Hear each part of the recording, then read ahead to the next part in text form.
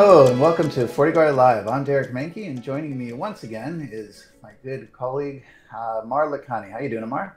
I'm always wonderful. Always good to be back here talking about the latest and greatest threats and vulnerabilities. Yeah, we've been doing this for a while, and there's, since we follow the threat landscape so closely, I'd say there's no real surprises, but a lot of activity always that's happening, and there's always something new to work on, right? That's for sure. And I wanted to talk to you today about our second half 2021 threat landscape report. That's a lot of data crunched, 6 months worth of data crunched into one report. And there's quite a few interesting key takeaways that we learned from that report. So we can chat about that. Some of the main themes, right? The key trends and drivers that we saw were sophistication, aggressiveness, destructive, like ransomware, specifically, and also speed. Speed in particular is something we haven't talked too much about before, so I'd like to talk to you more about that.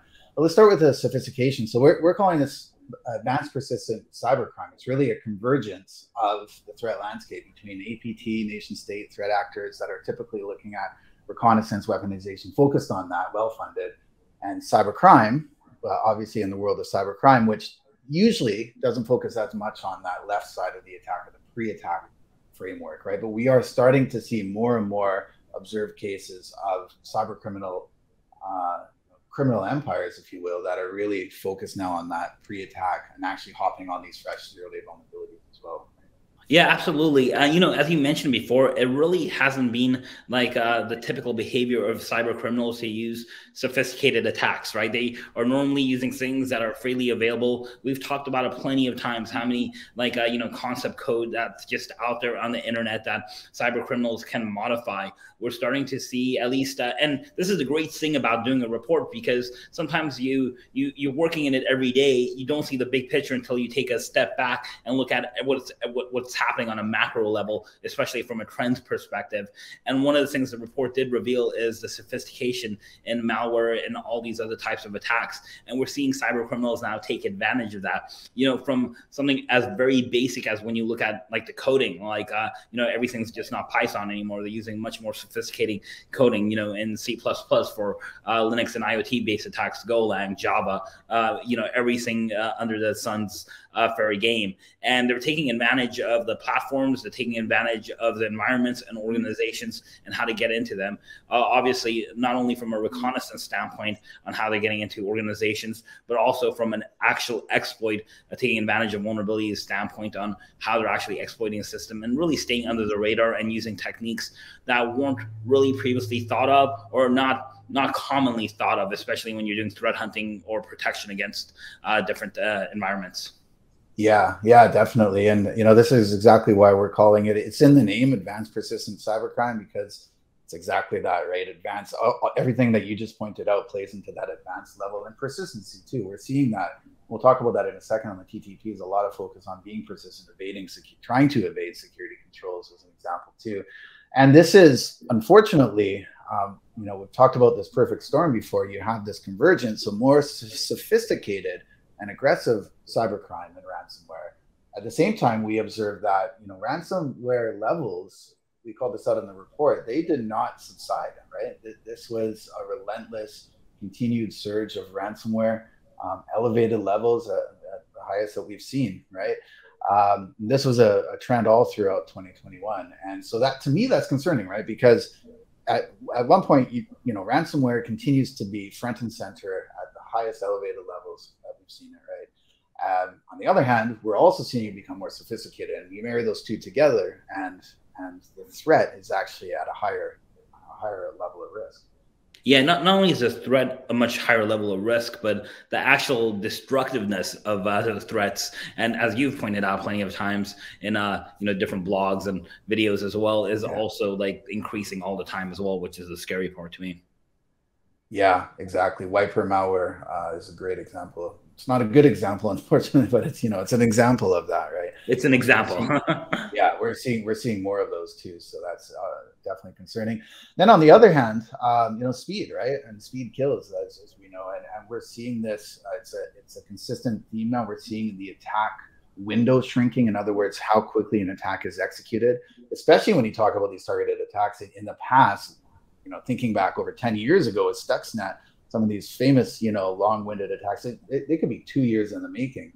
But what we saw with Log4j, right, when that came out, it in just a 10-day period, this was at the end of 2021, it accounted for the most prevalent volume in our whole reporting period in just 10 days. And in fact, if we compare it to the proxy logon set of vulnerabilities with MS Exchange, which is about a year ago, today, last year, it was 50 times faster. We put a metric in there, rate of spread in that 10-day window compared to a similar 10-day window for proxy logon. That's quite incredible. It is.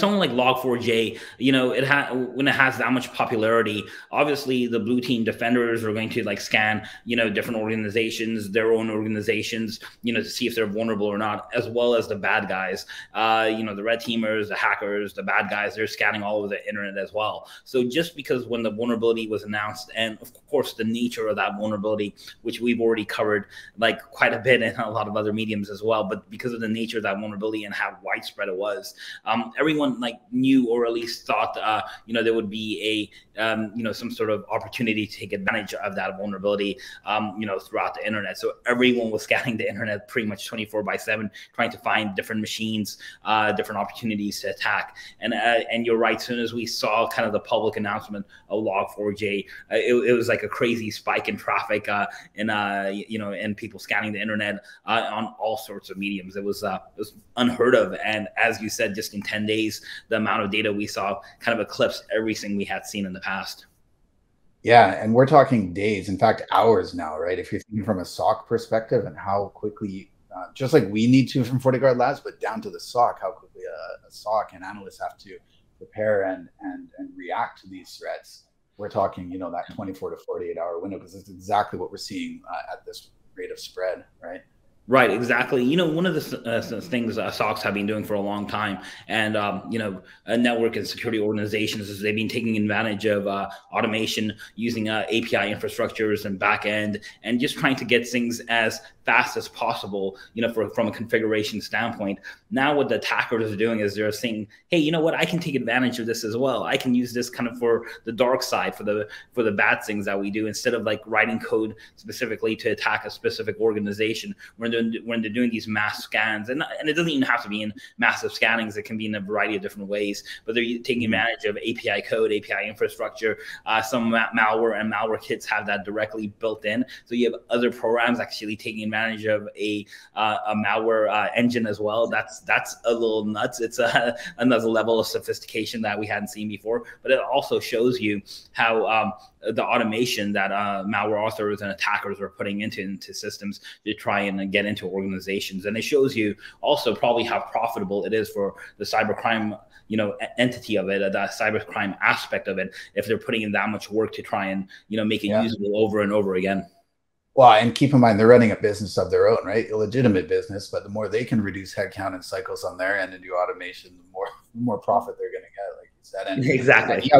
And we actually saw that in the TTPs also. So, every report now we're highlighting what we're seeing with sightings from the MITRE ATT&CK framework, techniques, tactics, procedures. And if we look at the code execution tactic in the MITRE ATT&CK framework, in the second half of 2021, the majority of techniques, so two of them specifically, execution through API and scripting, accounted for over 60% of all code execution techniques versus 20% on user execution. In other words, waiting for user interaction, clicking on dialogues and those sorts of things, right? So we're actually seeing that in the data as well, a specific focus on that automation.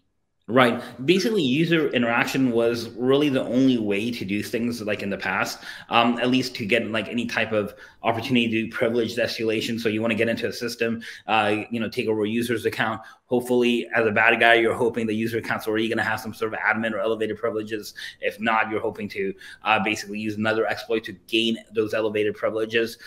Usually with APIs, you can automate the whole thing. You can look for other types of accounts. Sometimes you can run has an API account or a system account, which already has elevated privileges. So there's a lot of advantages for the bad guys to use those APIs. And of course, you don't have to, the term was knocking on the door quite a bit. That's what bad guys used to do. They used to knock, port knocking, other types of knocking techniques. And what that meant was like, hey, I'm kind of examining to see a vulnerability and if I can take advantage of it and how valuable, that exploit is, or how valuable that vulnerability is. With APIs, that's all automated. You run a script, it comes back to you as a bad guy. You already get a good sense of what you can accomplish and if you want to spend more time on it or not. So it greatly reduces the cost, I would say, for the bad guys. And like I said, the same techniques are used absolutely by the good guys in a variety of different techniques, from SOCs to like cloud deployments to pretty much everything under the sun. Yeah, to your point, it's incredibly important from a SOC perspective to have that automation and integration, to be able to react and defend to that, and also be proactive too. And Log4j is another example of that too, right? The JNDI interface, relatively easy to exploit with the CVE that came out and in an automated way, and that's also what contributed to that rate of that 50 times rate of exploit that we talked about. Yeah, absolutely. And that just shows you the power of automation and how fast and, crazy it can be, when you have that automation built in. Yeah. Yeah. And then the two other takeaways that we had in the report, one, diversification. So we're seeing more, particularly Linux binaries. So now it's not just about Mirai anymore, right? We're seeing more and more payloads. So you talked about that sophistication and the capability of the attackers. We're seeing more code being developed for Linux. In fact, if we look at Q4 versus Q1 last year in 2021, it quadrupled in terms of the amount of Linux ELF binaries that we saw. Right. I'm not surprised. I mean, if you look at like IoT devices, if you look at, what's happening in the OT, operational technology space, a lot of these specialized devices, purpose-built devices, are running some sort of, Linux system. Even a lot of like consumer devices like video doorbells, thermostats, video game machines, like the Steam Box, they're all running Linux platforms, which is great. It's great for developers. It's great for consumers. It really kind of tightens up the environment that they're in. But obviously the bad guys know this, and they're like, how can I take advantage of that? And I think that's why we're seeing such a huge number in a development in Linux malware and just Linux attacks in general. Yeah, and finally, there's as I said, there's a lot of options out there in terms of the attack portfolio that they have, and the attack surface is becoming more porous. There's more holes in it. It was a banner year last year for CVEs, new vulnerabilities discovered, according to NIST and the National Vulnerability Database. We finally eclipsed the 20,000 net new vulnerabilities that were reported in 2021. So you have on one side more platforms and variety, so it's the actual hard surface, if you will, and then you have the soft surface with all these holes too. Yeah, 20,000 new vulnerabilities like that I think sometimes is a number hard to grasp, because first of all, we've still seen a lot of a lot of attacks, a lot of breaches take advantage of older vulnerabilities that are between 12 to sometimes 48 months old. So that kind of time period is like a good sweet spot for attackers. And now you're seeing 20,000 new vulnerabilities that they can take advantage of, that sometimes people don't even know that they're out there or how to protect against them. It becomes really difficult for to stay on top of the game. And I think that's why you mentioned automation is going to be a key part, especially in organizations, to help them patch systems. As we always say, patching is very, very important for a lot of things. But just keeping up to date on what's happening in their own infrastructure and what the kind of what the security ecosystem looks like within their own organization. Absolutely, yeah, and it's key, specifically with patching, when we're talking about this, effectively a snowball effect of all these vulnerabilities that are being piled on to manage. So, all right, hey, I really appreciate your time, Amar. Thanks for covering this with me. If you want to find out more information on our solutions and breaking threat research, you can visit our blog under a threat research category on blog.fortinet.com. I'm Derek Menke with FortiGuard Live, signing off. Thanks.